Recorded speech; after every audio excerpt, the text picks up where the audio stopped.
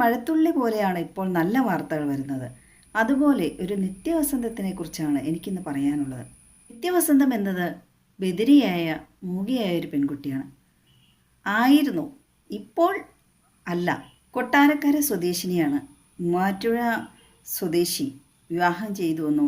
നിത്യയുടെ ഭർത്താവായ അമൽ, അദ്ദേഹവും ബദിരന് മൂകനുമാണ്. പക്ഷെ അവരുടെ കുട്ടിക്ക് സംസാരിക്കാനും കേൾക്കാനെല്ലാം കഴിയും.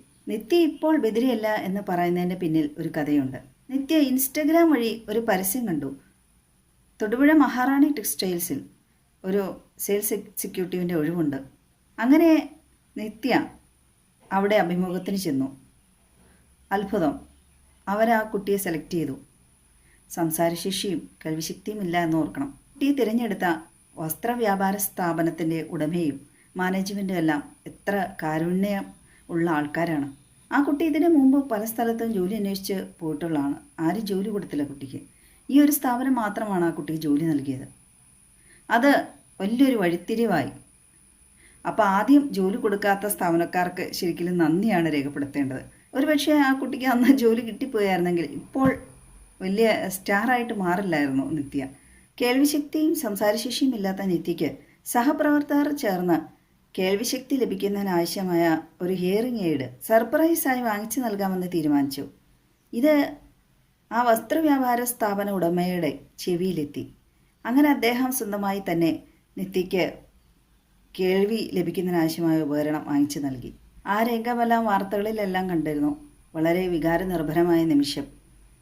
ദൈവം എത്ര അനുഗ്രഹിച്ചാണ്, ഭാഗ്യവാന്മാരാണ് ഈ കേൾവിശക്തിയും സംസാരശേഷിയൊക്കെ ഉള്ളവർ എന്ന് ഞാൻ ചിന്തിച്ചു. ഈ ഒരൊറ്റ കാര്യം സമൂഹ മാധ്യമങ്ങളിൽ വളരെയധികം ശ്രദ്ധ പിടിച്ചുപറ്റി വൈറലായി മാറിക്കൊണ്ടിരിക്കുകയാണ് നിത്യ ഇപ്പോൾ.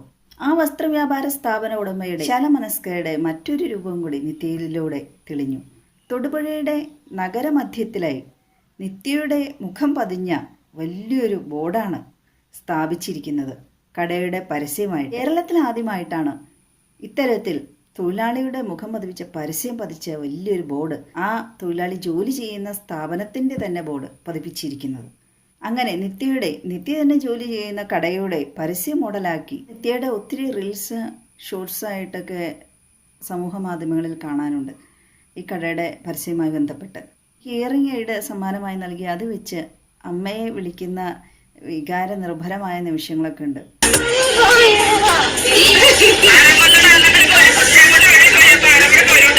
അമ്മയുടെ ശബ്ദം ആദ്യമായി നിത്യ കേട്ടത് അങ്ങനെയാണ്. നിത്യയുടെ കുടുംബക്കാരും എത്രയധികം സന്തോഷിക്കുന്നു ഇപ്പോൾ. ആ കടയിൽ വസ്ത്രങ്ങൾ മാത്രമല്ല, ചെരുപ്പ്, ലേഡീസിന് ആവശ്യമായ എല്ലാ സാധനങ്ങളും ഉണ്ട്, ഫാൻസി ഐറ്റംസ്. പിന്നെ വേറെ ഒരു കടയിലും ഇല്ലാത്ത മറ്റൊരു പ്രത്യേകതയുടെ ആ കടയ്ക്കുണ്ട്. വിവാഹത്തിന് ആ കടയിൽ നിന്ന് പർച്ചേസ് ചെയ്യുമ്പോൾ ആ വിവാഹത്തിൽ ആ കടയുടെ ഒരു പ്രതിനിധി പങ്കെടുക്കുന്നതായിരിക്കും. കാരണം ആ വസ്ത്രം ധരിച്ച് അവരെങ്ങനെയുണ്ട് അതിൻ്റെ എല്ലാം ഒന്ന് വിലയിരുത്താൻ വേണ്ടി.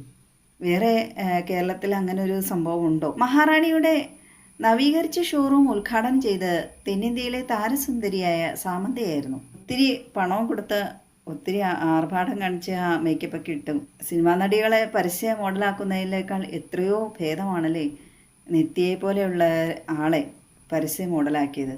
നിത്യയുടെ റീൽസിലെല്ലാം കാണാം വളരെ സ്മാർട്ടായി സംസാരശേഷിയുള്ള ആളേക്കാൾ നല്ല രീതിയിലാണ് ആ കുട്ടി കസ്റ്റമേഴ്സിനോട് ഇടപെടുന്നത്. നല്ല ചുറുചുറുക്കായിട്ട് തന്നെ കൊണ്ടാവുന്ന വിധം സംസാരിക്കാൻ ആ കുട്ടി ശ്രമിക്കുന്നുണ്ട്. ഒരു മൂകരായിട്ട് മാറുന്ന കേൾവിശക്തി ഇല്ലാത്തതുകൊണ്ടാണെന്നാണ്. ഒരുപക്ഷെ നിത്യ ഇനി നമ്മളെപ്പോലെയൊക്കെ നന്നായി സംസാരിക്കുമായിരിക്കാം എന്ന് പ്രതീക്ഷിക്കാം, കേൾവിശക്തി ലഭിച്ച സ്ഥിതിക്ക്.